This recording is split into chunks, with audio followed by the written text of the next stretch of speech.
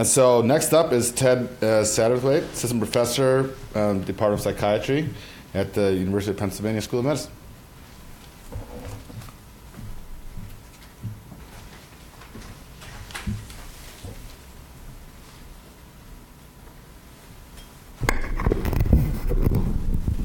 Thanks, Damien, and thanks for inviting me to talk here. So today I'm going to be talking about some of our work that seeks to integrate complex and personalized measures of network development throughout youth and adolescence with a focus on brain health. And I'm a psychiatrist, and the rationale for studying brain development is increasingly clear. Basically, convergent lines of evidence from animal models, epidemiologic studies, and translational studies in humans suggest that most major neuropsychiatric conditions can be conceptualized as disorders of brain development. And so the overall goal of the research is to understand how the brain develops normally, and then how abnormal patterns of brain development are associated with different forms of psychopathology. And to do this, we need large-scale data because we need to sample across multiple age bins and both healthy and affected children. And all the data I'm going to be presenting today comes from a large-scale study conducted at Penn and funded by NIMH. The overall study was led by Raquel Gurr. And it was a complex study with multiple parts, but today I'll be focused on the imaging part of it, which included 1,600 children aged 8 to 22, even mix of males and females, even mix of Caucasians and African Americans, which reflects the local Philadelphia population. And all the data I'm going to be presenting will be focused on brain networks today. And the rationale for that is that unlike neurological conditions where there's a clear lesion and focality, psychiatric conditions are increasingly conceptualized as connectopathies or disorders of how the brain communicates. And we can measure brain networks both structurally and functionally. Structural brain networks can be reconstructed with diffusion imaging and tractography techniques, whereas functional brain networks can be estimated with with fMRI.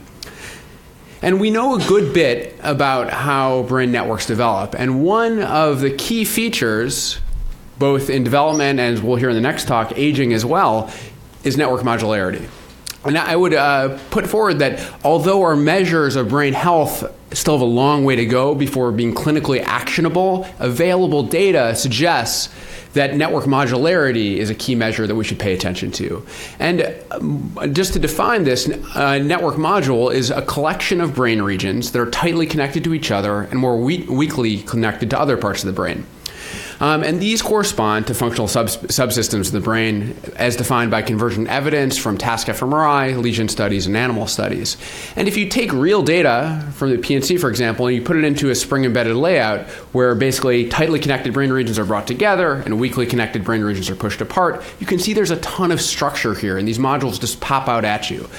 And you can see that if you color it by the known functional role, these here brain regions are circles and the connections between them are these edges, that the visual system, for example, in blue is tightly connected with itself and less connected with other brain regions, similarly for the default mode and other brain systems like the motor system.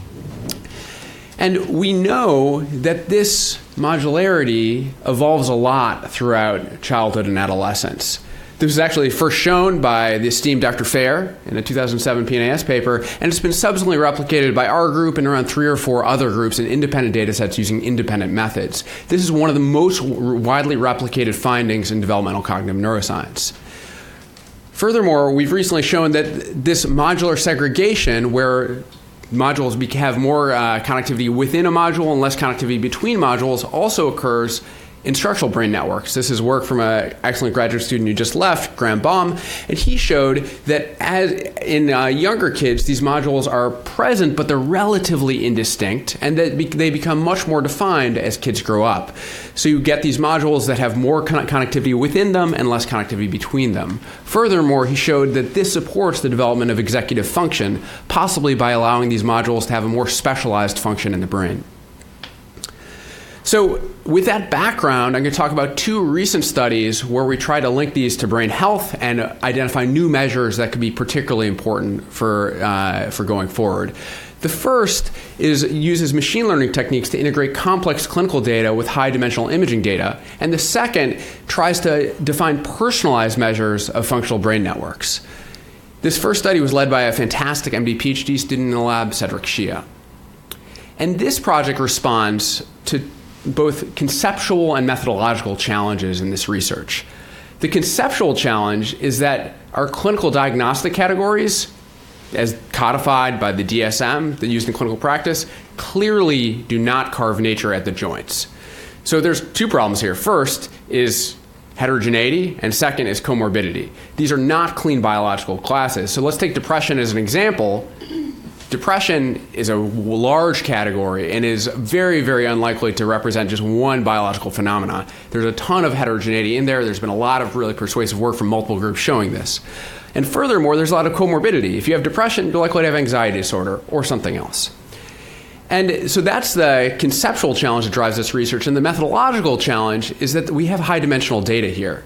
Despite this, typical case-controlled designs that ignore heterogeneity and comorbidity often are very hypothesis-driven, and we lose a lot of the rich data that we collect as part of these studies. So the goal of this research is to take a discovery science approach where we use machine learning to find data-driven links between functional brain networks and psychiatric symptoms, and let the brain teach us what the dimensions should be. And this is just a way of illustrating the problem. Typical functional networks use atlases with hundreds of nodes that cover the whole brain. When you take this to a connectivity matrix, now we have a connection between each of these nodes.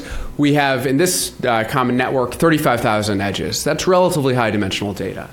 And similarly, and just as big a problem, but is even more commonly ignored, is we have reasonable dimensionality of our clinical data also. In a standardized psychiatric interview, we're asking kids hundreds of questions about their symptoms. However, most psychiatric imaging studies will take a very reduced look at this data. So instead of looking at the whole connectivity matrix, maybe we'll just look at amygdala connectivity. If you look at that, what that means is you're looking at the connection between the amygdala and each connection to the rest of the brain. That's a single row of this connectivity matrix. You're losing a lot of data there. Similarly, on the clinical side, if I were running a case control study of depression, I would ignore all of the symptom data elsewhere and collapse my depression items into a single categorical diagnosis. Now, there's clearly alternatives to this. We could try to integrate the data through data reduction. We could, instead of looking at all 35,000 connections, we could look at, let's say, 7 or 17 brain networks. That's very parsimonious. Similarly, we could summarize our item-wise clinical data into a factor model with 4 or 5 factors. This is also commonly done. And it's a very reasonable approach, but the problem is it assumes that the biological scale of the abnormalities we're looking at matches with the scale of our data reduction. And this could work, but there's not a lot of evidence that this is a great assumption. So an alternative is to try to directly integrate high-dimensional brain data with the granular clinical data that we have. And the approach we took in this study, and there's many different ways to skin this cat, is an updated version of an old statistical technique called canonical correlation analysis, or CCA.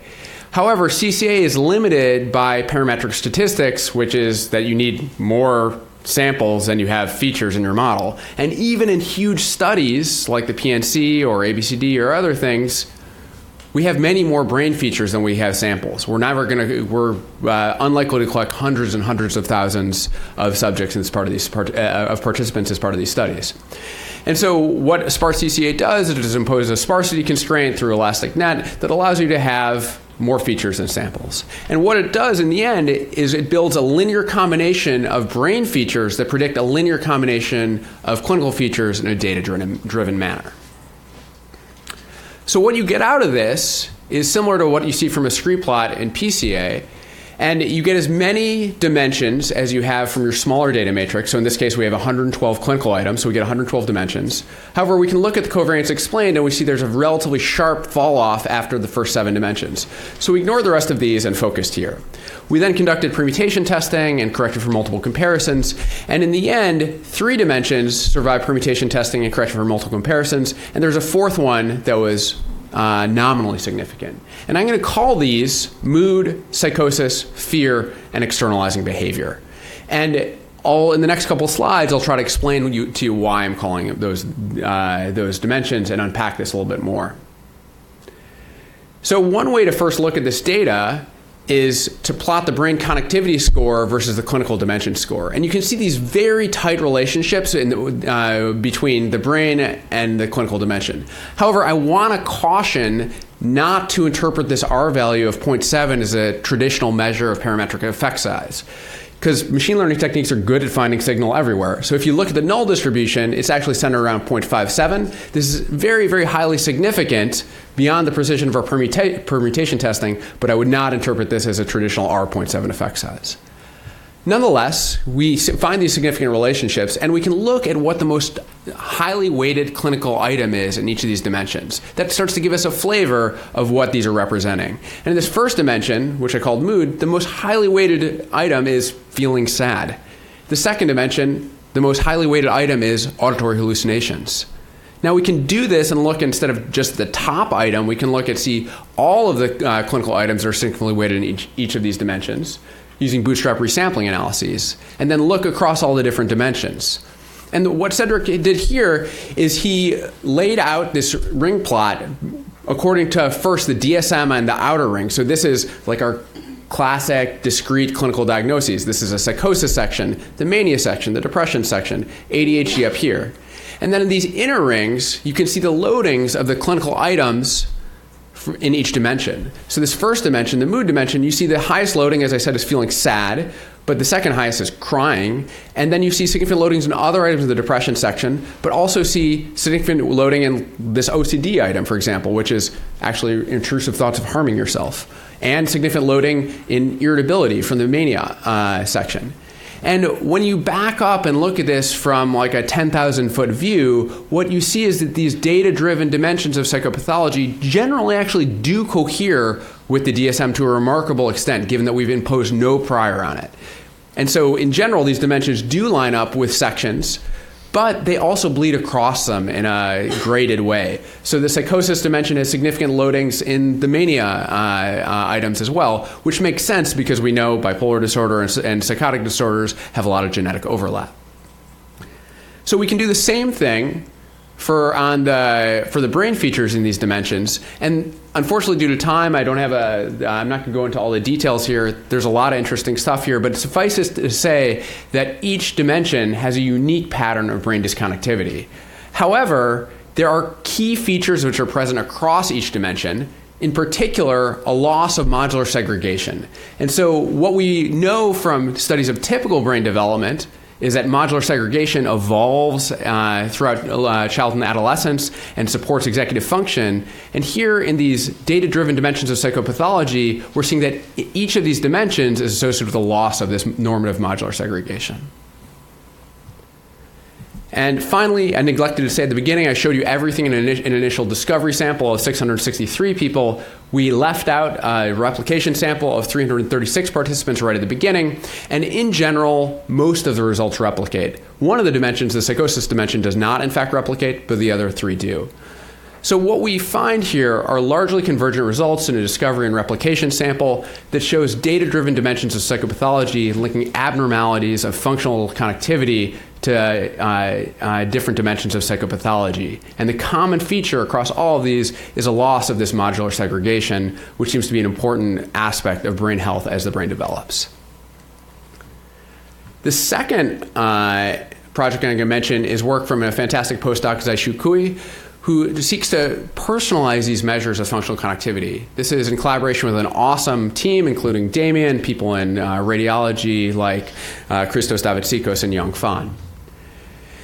And this responds to a limitation of the previous study I just showed you and basically every other study of functional brain networks that have been conducted until the past couple of years, which is that they all assume that the functional networks in the brain are laid out similarly across individuals. We do this by registering everyone to a standard group atlas, and then we say, okay, these networks are in the same place for each person. However, recent evidence from multiple top neuroimaging groups have shown that this assumption is demonstrably false. And for example, work by Evan Gordon and Steve Peterson at WashU show, using the Midnight Scan Club data, shows a remarkable heterogeneity in the spatial layout of these functional networks on the anatomic cortex. This has been replicated in multiple different data sets using completely independent methods. And what's interesting is that this heterogeneity in the functional layout and the spatial layout of these functional networks varies by where you are in the brain. So the term I'm going to use here is functional topography. That just summarizes the spatial layout of functional networks. And this functional topography varies most across individuals in higher order association cortex, parts of the brain that we care most about for psychiatric illness. So you can see that the most variability is present in like the frontoparietal control network and the ventral attention network across different data sets. However, it's really unknown how this individualized functional topography evolves in development and associates with important domains of healthy behavior like executive function. So here we quantified individual brain networks using a recently developed technique that uses non-negative matrix factorization. This allows us to get 17 networks per person on a subject-specific basis.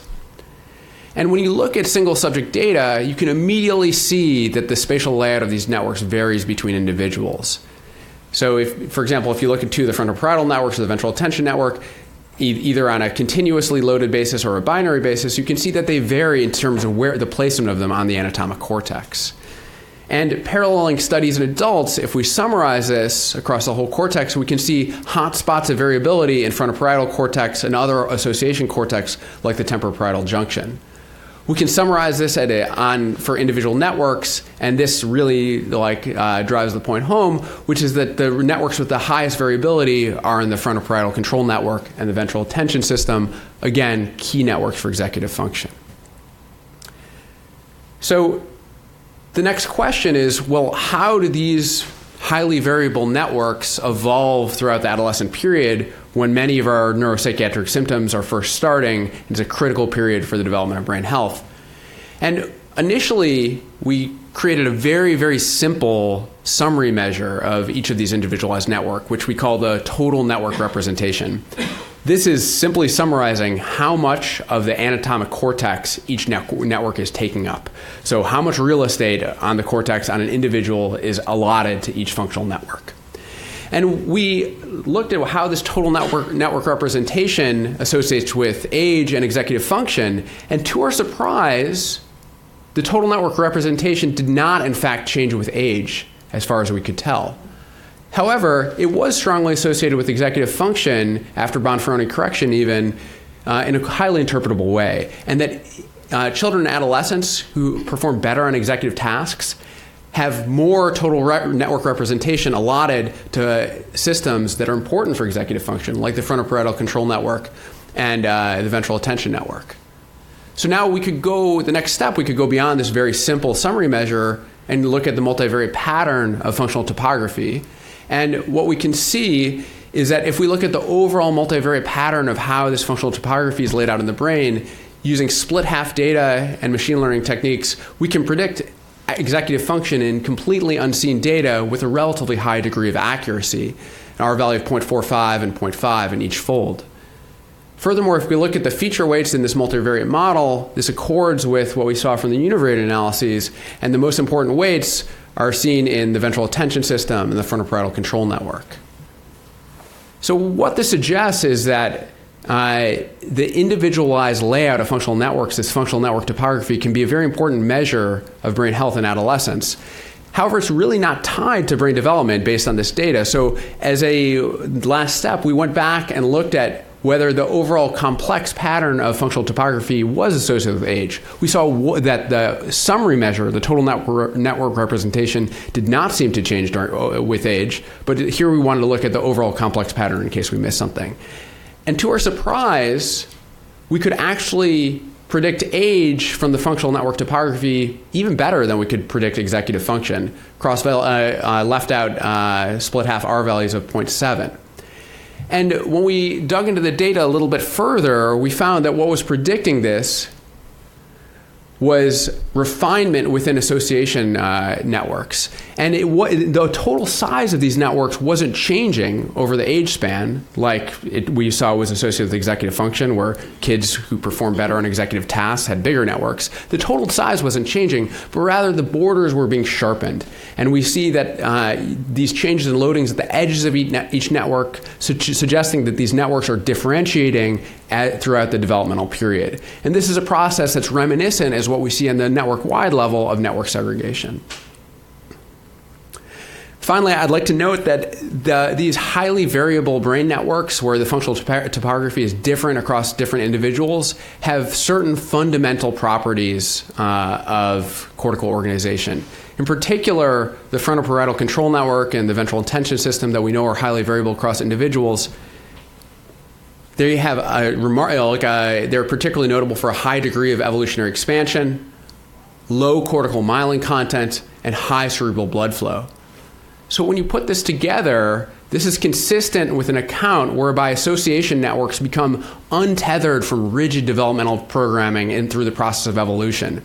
And this is probably in many ways a good thing because it allows for inter-individual variability and adaptability as kids are developing, but it also comes at a metabolic cost and potentially higher vulnerability to neuropsychiatric syndromes in the context of adversity and other things.